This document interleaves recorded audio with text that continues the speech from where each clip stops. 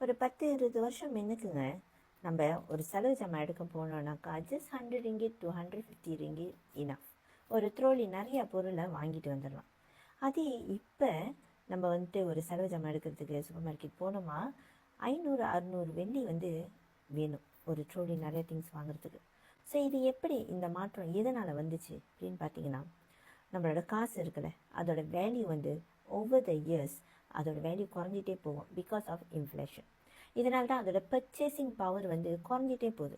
முந்தைய நீங்கள் ஒரு பேனை 1 வெள்ளிக்கு வாங்கினீங்கன்னா இன்றைக்கி அதே பேனை நீங்கள் 3 வெள்ளி 4 வெள்ளி கொடுத்து வாங்க வேண்டியது. Still the same pain. ஏன் சொல்லுங்கள்? காசோட பர்ச்சேசிங் பவர் குறைஞ்சிக்கிட்டே போகுது.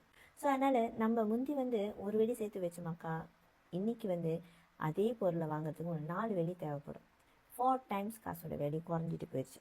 ஸோ இது ஒவ்வொரு வருஷமும் நடக்கிற விஷயம். இது இன்ஃப்ளேஷன் சொல்லும்.